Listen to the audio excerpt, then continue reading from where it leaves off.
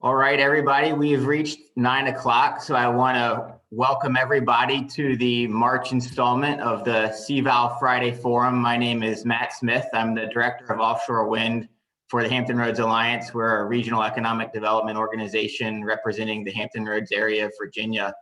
And we are fortunate to be able to host this series of events with Dominion Energy to focus on offshore wind in Virginia and the CVOW project, and we'll be holding them the third Friday of every month. So mark that on your calendar. Next month, we'll be talking about procurement practices and have some exciting topics to come after that. So we have a really exciting panel for you all today. We're going to be taking a deep dive into the offshore wind development process and supply chain. The conversation will be led by Jeff Tingley. He's a senior consultant with the Exodus Group. They're a global energy consultancy. And our panelists are Ben Brown. He is the Director of Industry Education for the Business Network of Offshore Wind. And we also have Carl Humberson, who is the Director of Project Construction for Dominion Energy. So just to let you all know how the panel will work today, Jeff will be leading discussion, as I said, and we really want this to be an interactive discussion. So we encourage you to post your questions in the Q&A. That will be monitored. And we will try to get to all the questions that our attendees have, but if we do not, we will be posting them on a frequently asked questions site at coastalvawind.com or following up with you directly. So with that, I am going to turn the panel over to Jeff. Matt, thank you so much. And before I start, I'd like to thank the whole Hampton Roads Alliance team for sponsoring this. I mean, as we all know, the development of the offshore wind industry is all about networking at this point. And I can't tell you how important these events are in driving our industry forward. As Matt said, my name is Jeff Tingley. I'm with the Exodus Group. We are a 300-person energy consulting firm headquartered in Aberdeen, Scotland, but have offices throughout the world. I'm with Exodus's US hub in Boston. And we've done extensive supply chain and market development work, both here and throughout the world. And what we found really is the success of offshore wind is really the success of the supply chain. And as we all know, we have an opportunity of a lifetime to create a new industry. And I just can't tell you how proud I am to be part of that and to be involved in really growing what's going to be a real sea change in the country. We're fortunate at Exodus to be working with Hampton Roads and are in the middle of an extensive supply chain analysis around the immediate Hampton Roads area. The study, which is commissioned by Hampton Roads Alliance, we're going to be analyzing the existing Hampton Roads supply chain, classifying the businesses in an offshore wind taxonomy to ensure that matchmaking is made a lot easier between OEM tier ones and the supply chain. And also identifying the businesses that could be part of the supply chain that may not be aware of the role that they could play. The goal of the approach is really to identify the area's strengths and the gaps that need to be filled. It's an exciting project. We expect completion in early June, so I'm sure you'll be hearing more about that as time goes on.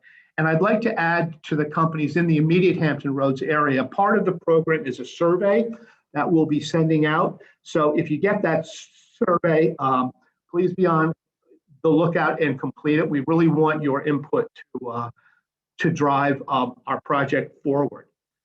As you'll hear from our panelists this morning, the US offshore wind industry is really poised to take off.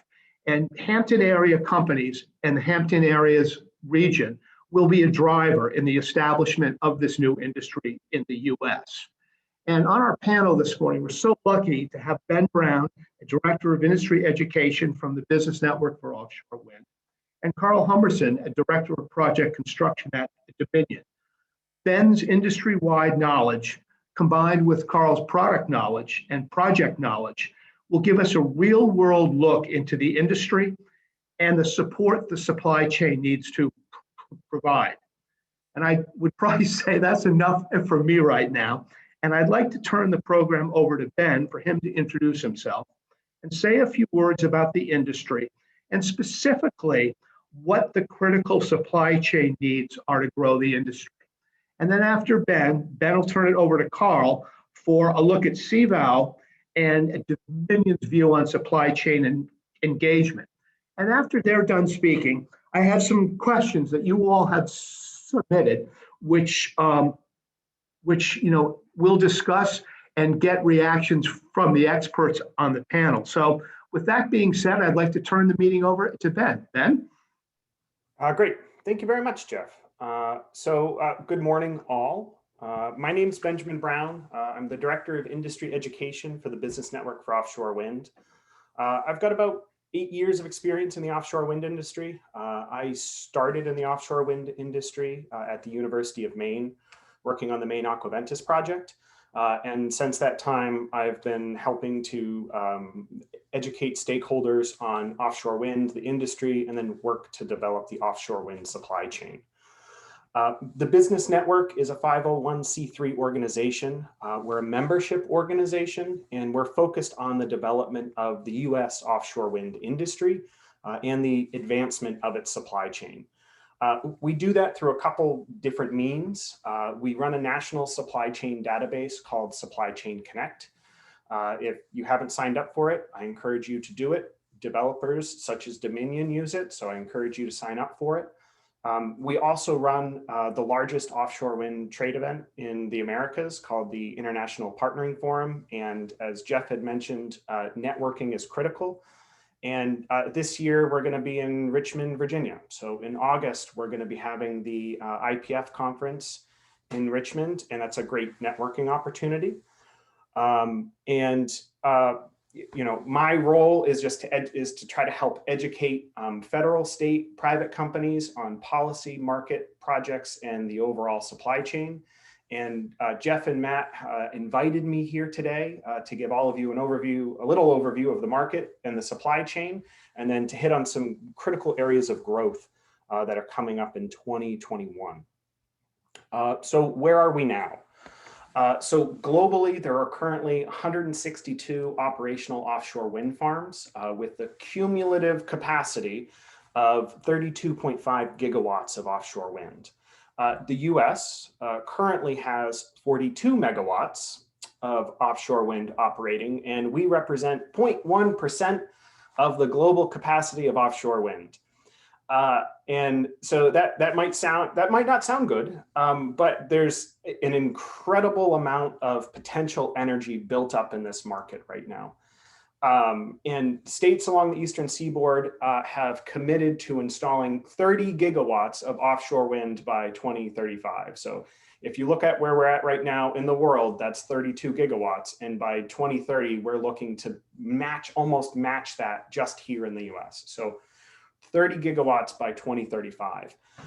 And the US is that stake in the ground, that goalpost is creating a tremendous amount of market activity and investment in the US offshore wind industry. So as of Q1 of 2021, state governments and the private sector have invested together $3.5 billion. So $3.5 billion in the US offshore wind market in the form of strategic partnerships, port construction, vessels, research and development, and workforce development. That $3.5 billion doesn't include long-term operations and maintenance investments. So this is just $3.5 billion in initial investment. And that number, there's a lot of potential energy behind that number. And most recently, the Biden administration took significant actions and they've issued an executive order committing to a doubling of offshore wind capacity in US waters by 2030. So, there's a tremendous amount of potential energy in our market right now, and then multiply that by ×2. And that's what the federal government is looking at to help push forward the US offshore wind industry. Specifically, some areas of growth, some critical needs within the US offshore wind supply chain. We're in March right now, and in April, the Bureau of Ocean Energy Management should be doing a record of decision on the Vineyard offshore wind project up in Massachusetts. That will be the first federal rubber stamp of an offshore wind project in federal waters of commercial size. And after that, they're going to be reviewing other offshore wind farms. So contracting within the US offshore wind market is going to be broadening in scope and in number as these records of decision come out. So you're going to be seeing a number of tier 1 contracts, tier 2 contracts start popcorning up around the US, along the East Coast of the US. So in 2021, contracting is going to broaden in scope and number. Additionally, in 2021, with Jones Act clarity that we've received from the federal government and the market pressure to build out these farms, there's going to be a huge drive for vessels, and there's going to be a number of additional vessel announcements. So the sub-market sector for vessel building is going to grow significantly. Also, there's going to be additional lease announcements in state and federal waters. So states and the federal government are going to be making additional announcements about wind energy lease areas, which means that the siting and permitting activities are going to be ramping up for those sites that are going to be leased. And then lastly, we at the Business Network see that there's going to be a lot of data and digitalization around offshore wind to try to bring some smarter operations and some efficiencies within the market. So there should also be a lot of data and digitalization around offshore wind data in this coming 2021 market. So Jeff, I meant to set a timer and see how long I was going to stay on time, but I'm gonna wrap it up there, and I'm going to turn it back over to you and Carl. You did great, Ben. Thank you so much. That's, the global view of offshore wind. I mean, if here's just, because I'm a simple person, here's a thought: by 2025 or 2026, there will be as many as 300 turbines a year being commissioned. That is one per day. That just sort of gives a sense of the scope of the industry. And so with that being said, Carl, would love to hear from you about the CVOW project and your view on supply chain involvement as you move forward. Thanks, Jeff, and thanks, Ben. That was a great introduction into the overall scope of what's happening globally as well as within the U.S. on the offshore wind industry. So Carl Humberson, I'm with Dominion Energy, obviously working on the CVOW project. I've been with Dominion for a while now, building multitude of megawatts for Dominion and other power plants. Coming into CVOW and where we kind of stand right now, we're one piece of what Ben just talked about. We're investing into offshore wind right now with CVOW.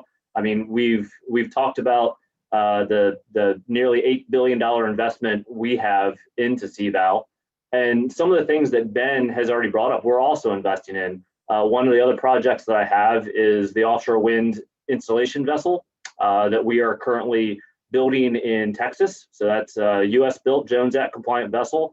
That's another investment that we have into the offshore wind industry. And that's not just for CVOW. I think it's good for everyone to realize that Dominion's investing in offshore wind, not just our own project. These are tools that are needed to build up the infrastructure of offshore wind, because it's not available currently.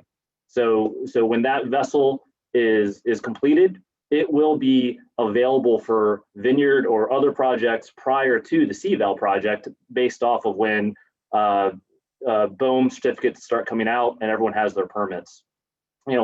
Right now it's still very early. I mean, I think everyone's talking about that. We have a lot of our large contracts, long lead items. We need to start getting ourselves in the door to have a foothold for foundations, transition pieces, wind turbines in general. And so where we kind of stand right now is much of that market, much of that infrastructure is still European based. Now, do we foresee all of that work coming over to the US in the future? Potentially, but there is a lot of work that we're looking at that we need to initially start off in a lot of the European markets, because that's where it's been.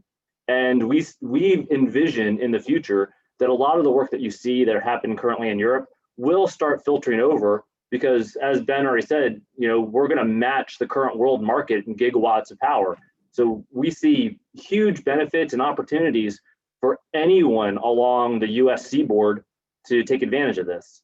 Hampton Roads is obviously a perfect position, considering where Dominion is, where the CVOW project is. And when we look along the East Coast, it's right in center location. If you consider some of the projects that Ben's brought up, the ones up in the Northeast, of course, CVOW, potentially Kitty Hawk, you start moving down the South side, having a potential staging place in the central portion of the East Coast is hugely beneficial, not just for our project, but others that happen.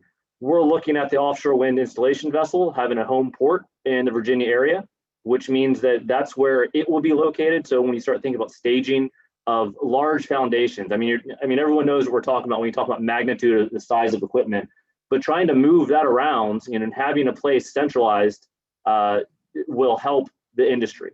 Now we're considering all the other parts and pieces that come with this, but it's not just the initial project. When Dominion builds a power plant, we're not looking for 5 years, we're looking for 25 to 30 years. And so everyone who's listening to this needs to understand that the projects, they come and go, right? The project gets started, we build it, and then it's completed, but that's not the end of it for anyone who's in the utility industry. There's a multitude of work that's going to happen to upkeep it, your operation and maintenance of it. You have constant surveys and permitting needs to be going on a daily basis out there. And Jeff, you said it, you're commissioning one turbine a day almost, and then you start thinking about when you start servicing those turbines. I consider each one of these turbines a mini power plant. So if you imagine CVOW alone, right now we're predicting 188 mini power plants out there that's going to need servicing and O&M work throughout its lifetime. So I'll stop right there and give you a chance to start asking some questions. But when we think about the overall view of where we are in infancy right now, but the breadth and scope that we're about to take on and where it's kind of going is really staggering when you think about it. Carl, thank you so much. And Ben, thank you. That was such a great introduction. One of the first questions I have, which is really sort of start at sort of a higher plane, and this comes from the attendees here, is how can Hampton Roads really become ground zero for the supply chain for offshore wind development? I'd just like to sort of start our discussion off. I mean, if you look at, and it's what Carl said, I mean, right now the expertise and the experience exists in Europe. There comes a point where it's just not economically feasible to ship everything over.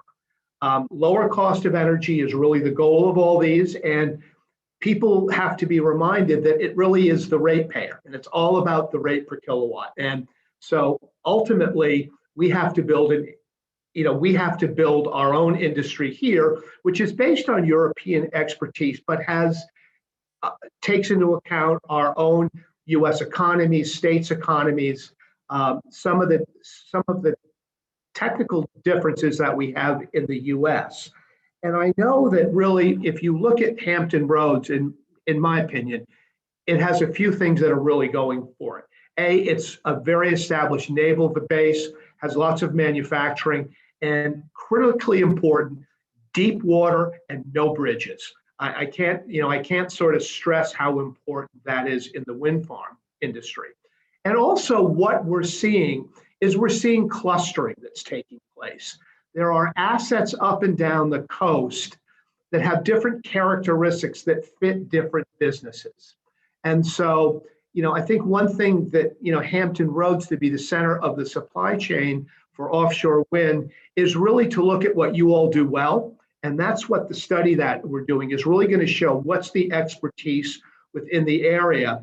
And as Carl said, and very importantly, it's not just supporting CVOW, it's supporting the industry. Because let's sort of be frank here, if you're a blade manufacturer, you're not going to build a blade plant in every state where you have a project. If you're a foundation manufacturer, you're not going to do that. So it's really looking at what I think Hampton Roads becomes the center for offshore wind development, really by looking at its assets, its current company mix, and how those companies can drive efficiency into the wind farm development that ultimately results in a lower cost of energy. So after that, Carl, what do you think about how Hampton Roads, it could be the, in the center for offshore wind? Sure, Jeff. It's interesting. You're right. LCOE, lowest cost of energy, is paramount for Dominion. Obviously, as we're bound to our ratepayers, we want to make sure that we're giving them the best bang for their buck. But when I think about Hampton Roads and what it really has, and you're right, deep water is perfect. It's on the seaboard. It's centralized.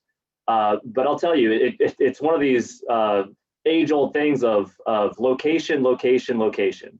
Okay. And when I look at offshore wind, in the grand scheme of things, if you really step back, it's a logistics project.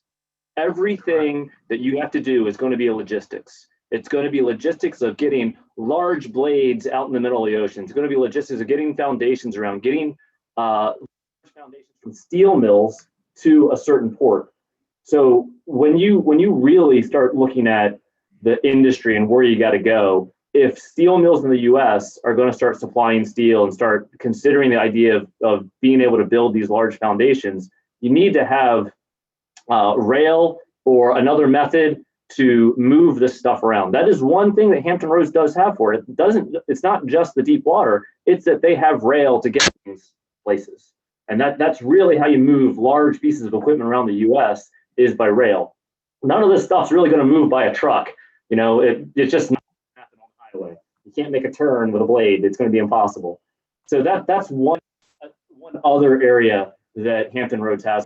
We did a lot of studies and looking around and saying what makes the most sense. And we're fortunate to be based in Virginia and have a place like Hampton Roads around here. The other piece that I look at is you're looking at the Navy yards, and they have a lot of marine experience. The piece that people are going to start looking at is it's not just going to be the marine welding, but it's going to be a lot more of the surveying. It's going to be a lot more of the work boats that go out there.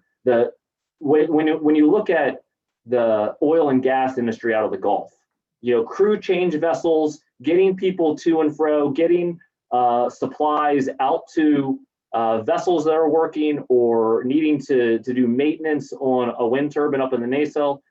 These are things that Hampton Roads is going to have to consider and take some playbooks out of the Gulf of Mexico on the oil and gas side, and then even start looking at places like Denmark and the main staging port, Esbjerg. I talked about that briefly with Ben on a call we had. But these are areas that members of the Hampton Road area and the Port of Virginia are going to have to go look and say, okay, what does this look like? How can we actually create the exact same thing but better? Because that was built years ago. Now we have to say, okay, this is going to be a newer, more efficient staging area for an offshore wind hub. And that's how I kind of look at it right now. And I think everyone who's listening to this should be taking notes saying, okay, we do a really good job at shipbuilding in the Norfolk area, but it's a very different animal when you switch from shipbuilding to offshore wind foundations and nacelles and turbines and O&M side of maintenance of a power plant. So I think that's where we're kind of going right there. Yeah.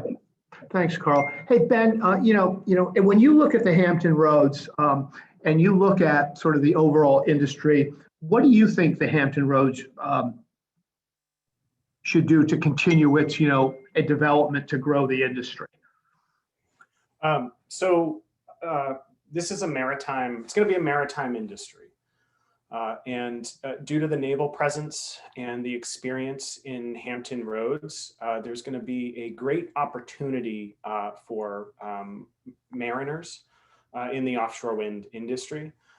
And because I mentioned all of these vessels that are going to have to be built to perform scopes of work. All of these vessels are going to have to be crewed.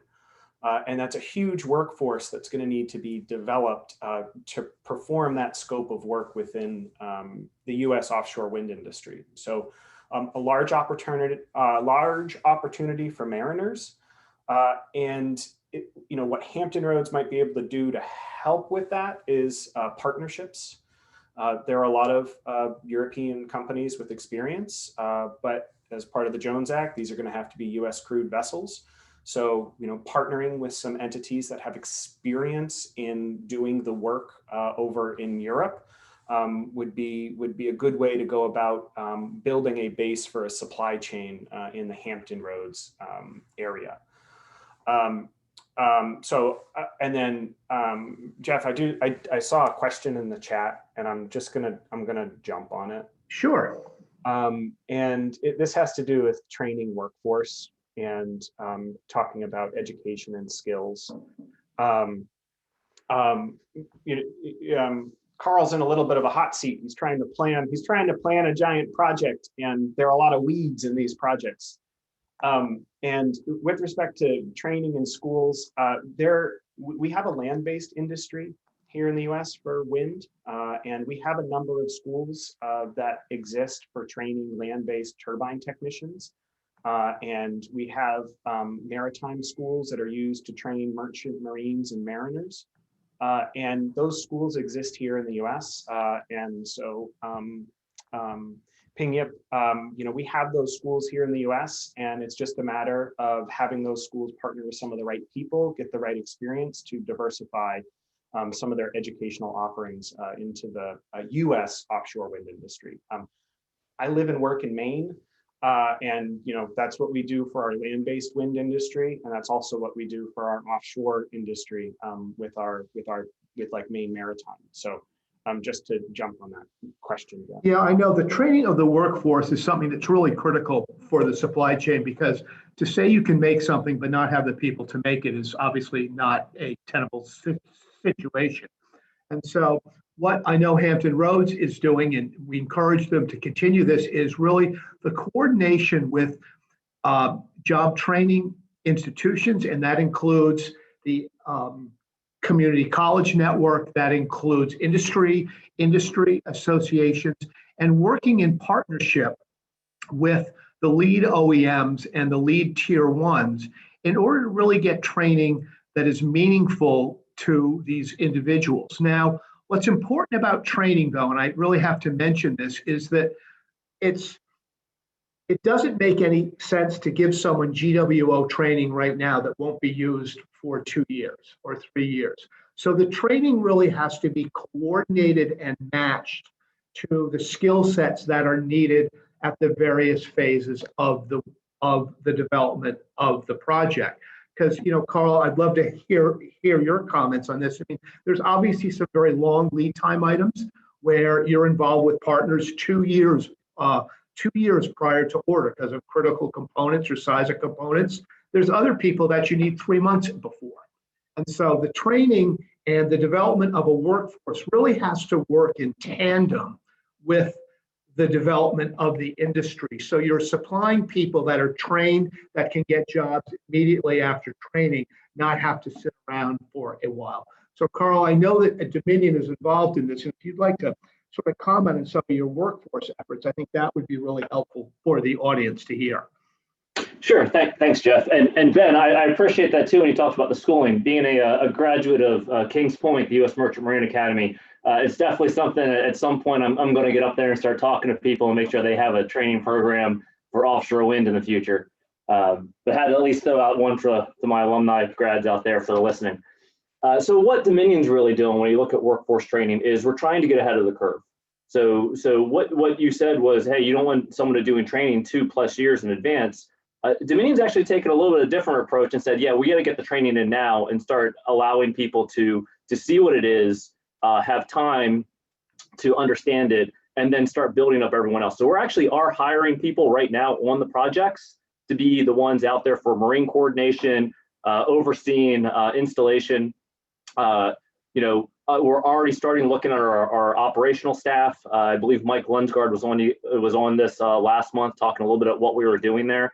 So we are actually starting to get the people, and we have partnerships lined up. I might be able to talk a little easier about the offshore wind installation vessel that's been announced.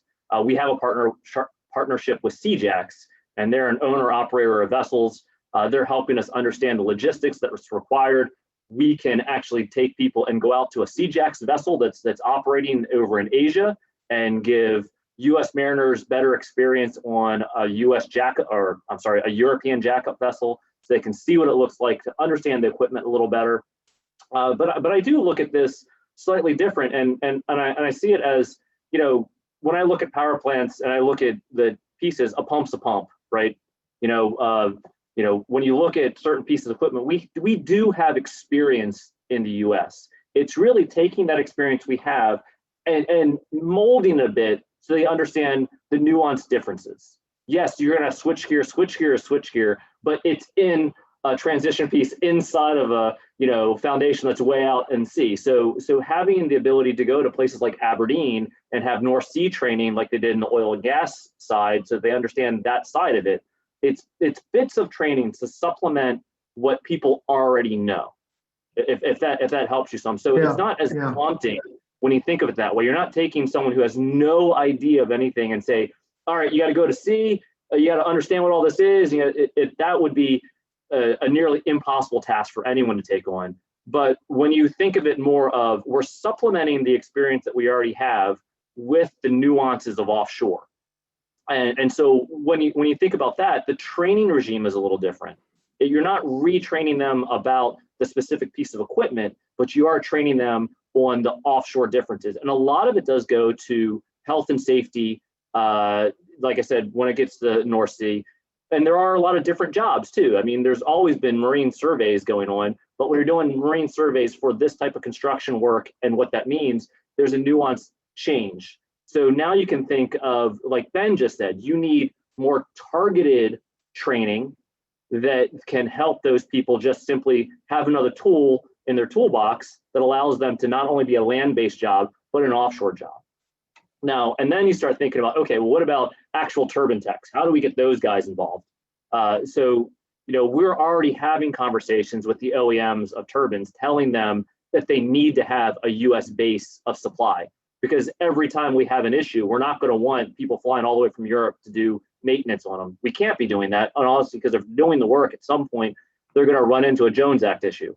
So those companies are already having those conversations with the GEs and the Siemens and the Vestas of the world to say, you need to start your training program now and start investing in US people to be able to perform this work. Because if you go all the way back to the beginning, Ben talked about it, we're about to pretty much match the global supply right now. And for, let's say, I'm just going to use Siemens Gamesa for an example. Siemens has people that are going to be doing work on European and Asian turbines. They also need to have people that can do work on US-based turbines. So they need to look at the US supply, train their own people to be ready.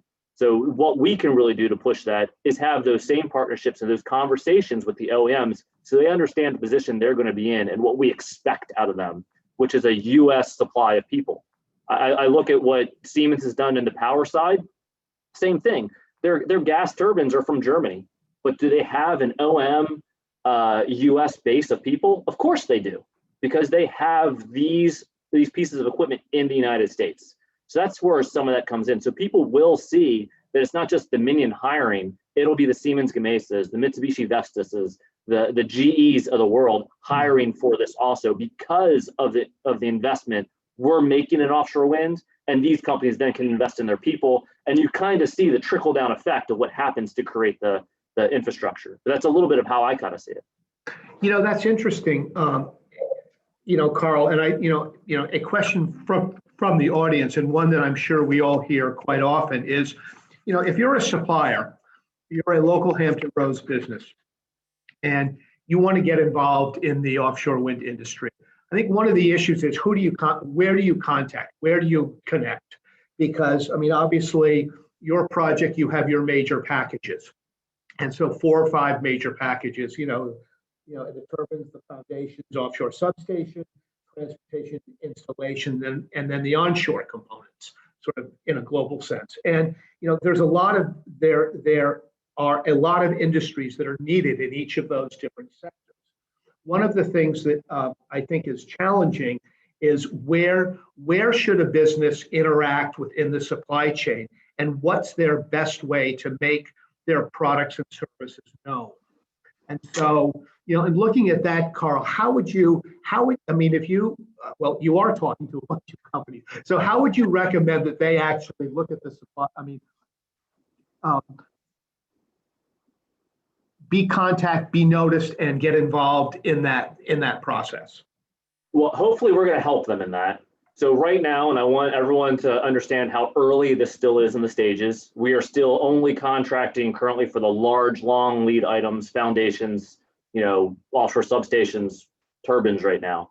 And when you have those large contracts and you start that production, the local piece that you're talking about, we plan to have what we call, I wouldn't say, they're kind of like job fairs. But as we start coming into the area and we know that we're going to need supply probably a year or two before things start arriving, we engage with local suppliers and allow them to kind of show all of these main people what we have available, whether it's welding resources, whether it's transportation resources, whether it's hazardous disposal. I mean, from every potential job that offshore wind is going to require, we're going to go out and simply have these suppliers available to talk to all those people. Because if everyone sends it to me, I can disseminate it out, but I'm going to get inundated with 1,000 businesses saying, hey, we have this available. Right now, it's a little early, but what Dominion does do is we do have in our contracts requests to make sure that local supply is utilized. I think you've seen that in the Northeast projects. You're going to see it in the Virginia projects. It's not so much required, but it is definitely going to be favorable. And of course, if you think about it economically, it's going to make a lot more sense to pretty much buy local for services and equipment that's right there, that's needed at your fingertips. So what you're going to see from at least Dominion is we're going to hold these fairs. We're going to allow the local businesses contact with our partnerships that we have so that they can get invested right in there. And Jeff, just I was reading some of these ones also on the chat, and I saw someone ask how do we get all these schools into this training piece, and really it's contacting those schools themselves and seeing what's going to be needed so that they can build their class structure around it. But so just to circle all back to things you're asking, Jeff, I think the best thing I can say is we're going to allow that to happen. And I would say a lot of local businesses can be reaching out and start understanding what is going to be needed of them so that they're more agile and ready to make that move when the time comes. And right now we're looking in you're talking 2023, 2024 timeframes is what everyone's kind of looking at, just so everyone has a timeline in their head. Thanks, Carl. And Ben, from an industry perspective, what would be your comments on that? So I have a 20-hour answer for you, Jeff. That's what we do in our Foundation to Blade training for the Business Network. So I'll give you the 2-minute answer as opposed to the 20-hour answer of how a business can integrate themselves into the offshore wind supply chain. So the 2-minute answer is one, you need to understand the structure of the offshore wind industry. If you understand the structure of the offshore wind industry, then you know where your product or service is going to fit within the industry. Second, this will take work. I can't just, I can't just tell you where the body of water is and then, fish are going to jump in your boat. You're going to have to network, you're going to have to talk, and you're going to have to work with people. Carl has tenders out there right now. Those tenders might be out to one tender might be out to 6 to 8 different companies.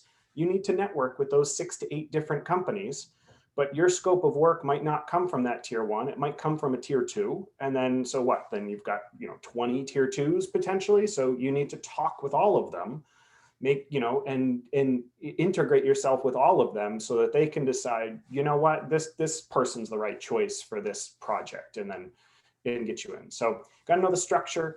You got to talk to people. You got to network consistently.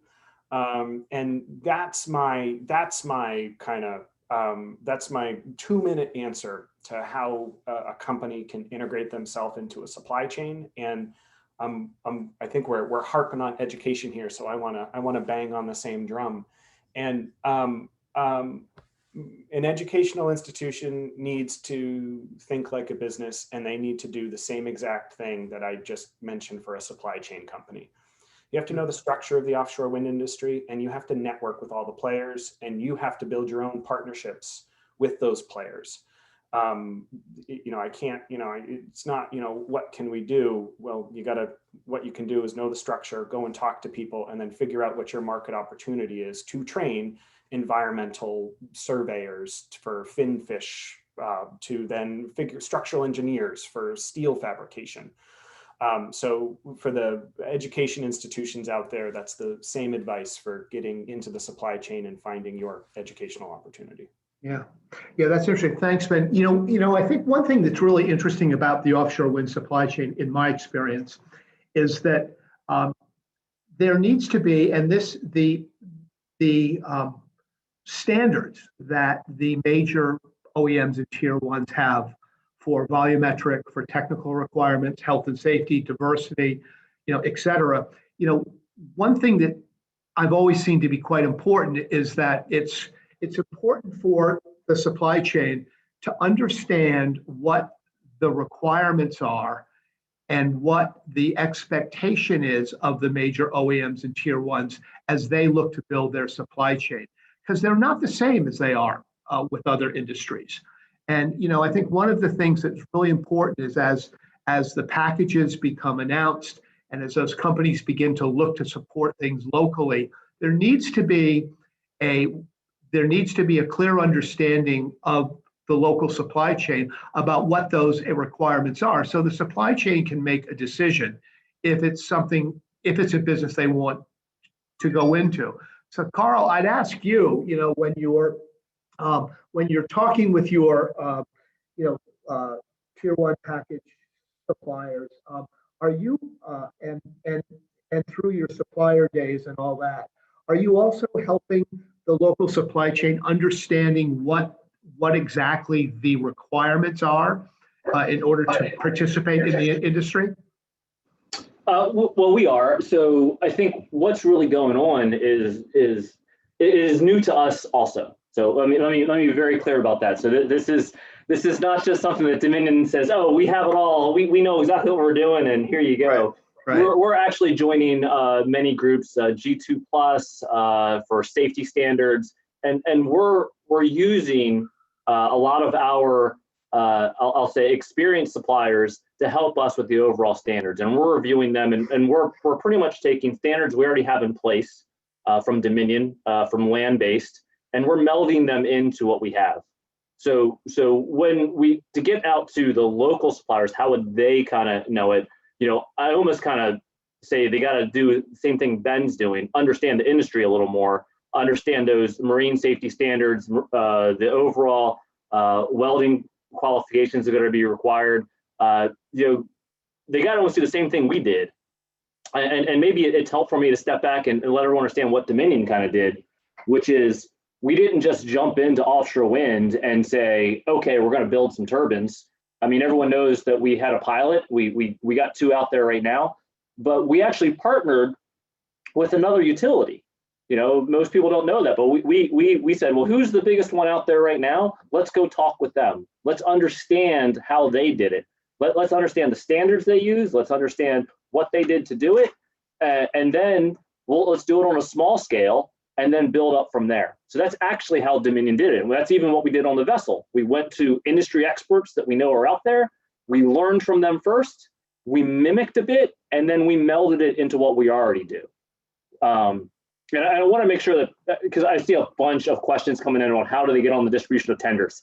So just real fast, I know Ben threw it out there. We got a lot of tenders on there, and things are happening. But for everyone listening right now, the tenders that Ben was talking about were the big 3, actually 4, that I mentioned when I first went out: the foundations, the transition pieces, the transportation, installation, and offshore wind on the wind turbines. So these tenders aren't ones that we would go to local supply, okay? And just realize it's not that we don't think, hey, local supply, you couldn't possibly do this, but also realize as a regulated utility, we're looking for that expertise, who's done it before, has some experience. So those are really the true tier ones that Ben mentioned. So you're talking about, hey, these are our big tier ones. And when we contract those, which we hope to have those main contracts in place by third quarter this year, you know, that will, I mean, every single person, every time we've signed a contract wants to put it out in the market. Everyone's going to hear who the winner was of our foundation contracts, who's the winner of the turbine contracts, who's the winner. So everyone's going to know that. And then from that point, you know, those are going to be the ones that you're going to want to talk to hear, okay, who are the next supply under the tier ones? What are they going to be looking for?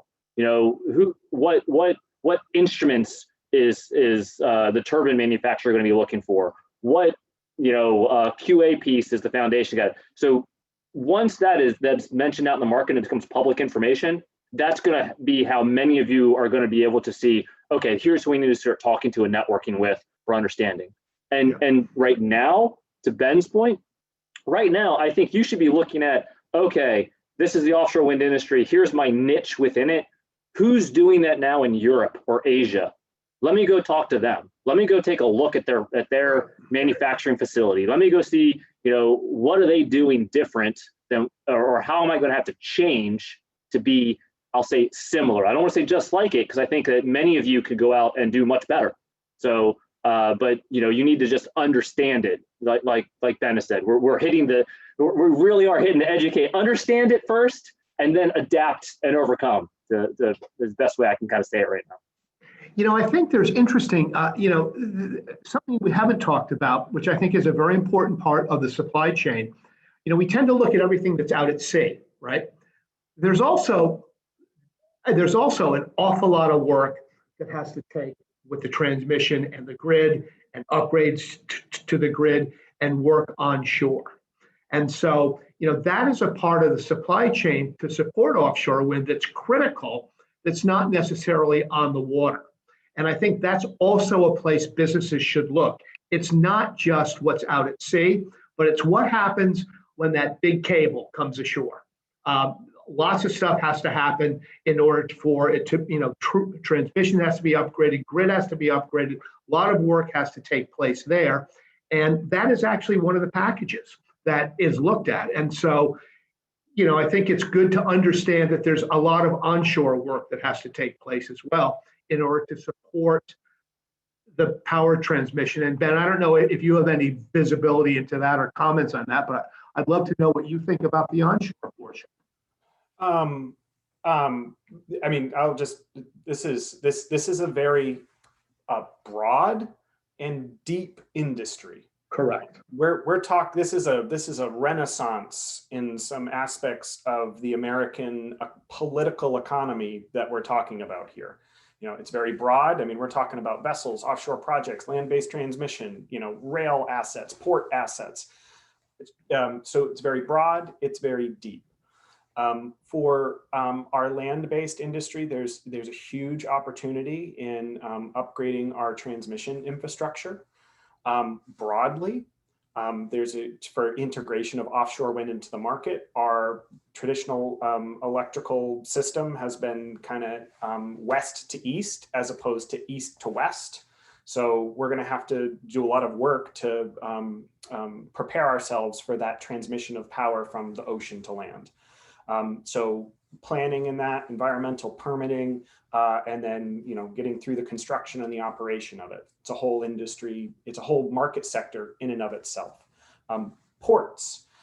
We are not geared to perform industrial activities of this scale in the U.S. for the offshore wind industry. So our port infrastructure needs to be significantly expanded and strengthened in order to deal with just the capacity, not only the throughput of all of these turbines, but then also the size and weight of these turbines and pieces. So siting, permitting, development, the construction, that's a whole other market segment in the offshore wind industry that just pertains to ports. And that's going to be, that's another huge opportunity.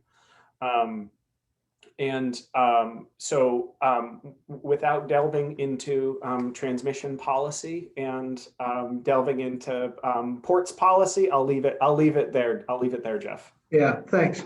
Hey, and Carl, how are you coordinating the work onshore with the work offshore? What is Dominion doing in that aspect of, because it is a full project, right? It has two big components. And so, the onshore part is something, the offshore part's kind of the new age part that everyone's really interested in, these big, beautiful turbines, but it's a big wire that comes in, and that big wire comes in has to go somewhere. And there's a lot of work that has to take place. So how are you handling that aspect of the project as well? The funny part about that one is that's the one thing that's normal for us. We do that all the time. We build a new power plant, we have to upgrade power lines. We go through the PGM process, get the costs allocated, and then we usually build that. So right now, it is part of our project. We're looking at surveying for our onshore portion to make sure that we can get our lines in. But the funny part about that one is most of the local supply, we're used to using them. So they've already been on our bid list, and we go out to them on a day-to-day basis, so they know the work that we're doing. So it is a big undertaking. It is a huge transmission upgrade to be performed. That's part of the project. But in my opinion, we do this one a lot. So it's part of the project. It is difficult. It's never easy to put a new power line in. There's a lot of surveying and land that needs to be acquired.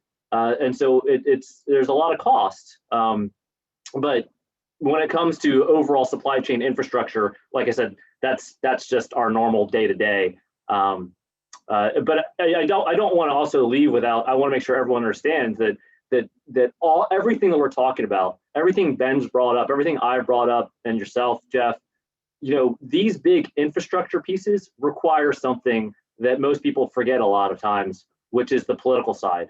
It requires policymakers to understand the desire for it.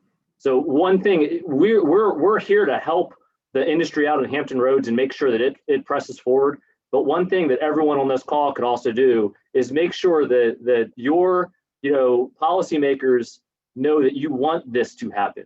That all of this work, all of this potential infrastructure, all of this potential benefits only happens if the policymakers help us make it happen. And so we need your support too. As much as we're here to support Hampton Roads, we need Hampton Roads and everyone listening who is a supplier or potential person for offshore wind to support us also and to support the overall desire for offshore wind industry in the US and worldwide. Thank you, Carl. One thing that we also, I think, should talk about, and Ben's touched upon it a little bit, and so have you, Carl, is, Hampton Roads is a wonderful port with lots of assets, but these are big, heavy pieces, and they require certain port upgrades and certain upgrades to the existing port facilities. What in your estimation, Carl, and yours, Ben, also, what are the main areas that should be concentrated on as far as port upgrades? What are sort of some of the major features that you think are needed to attract some of these large European companies to set up large operations here? Land. So, and this is Ben laughs, but it's true. Oh, yeah, I know. It's land and people. Well, it is.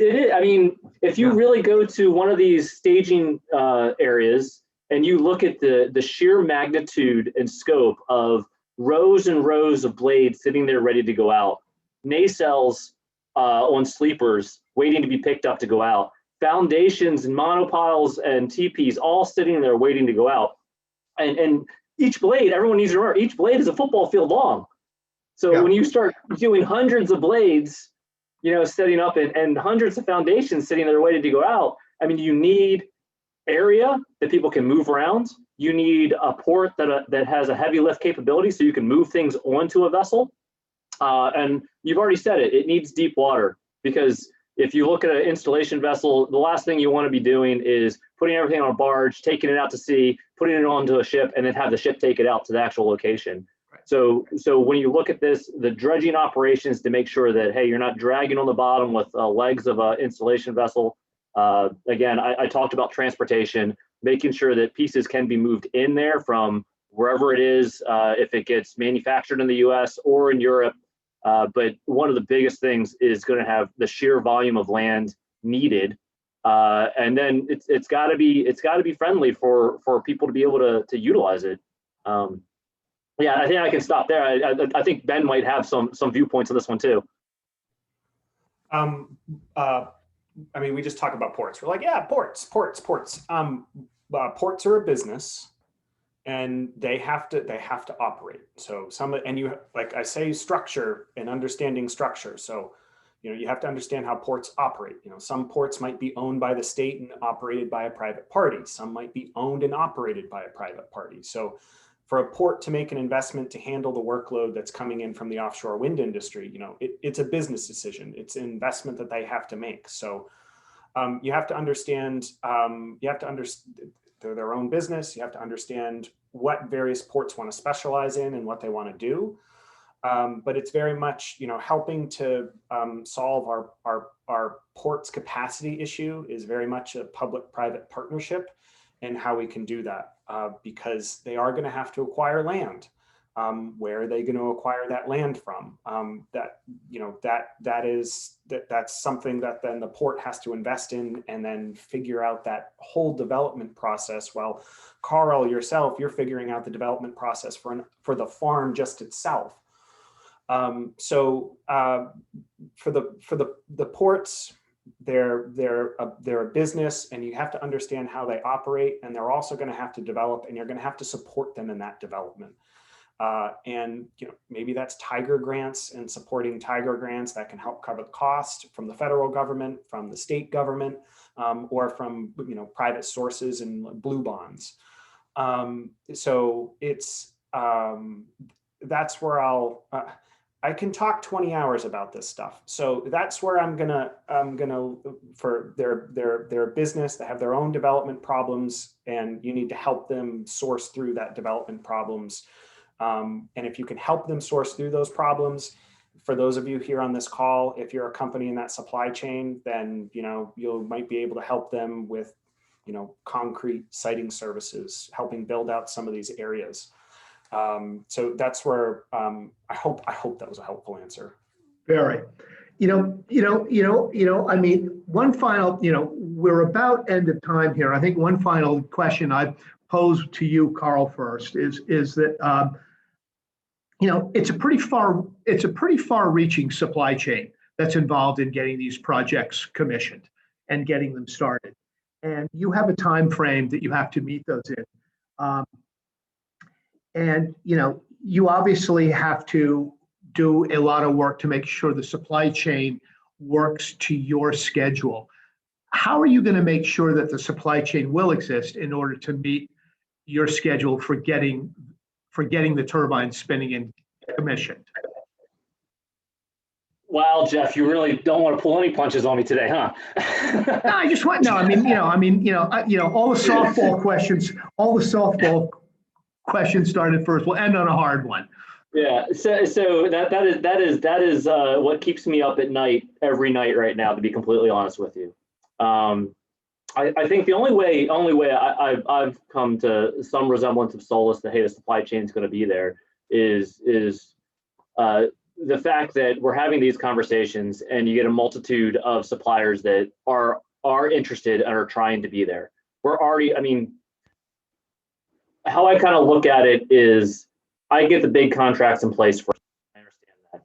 And the smaller ones, I feel that we are pushing everyone to understand it.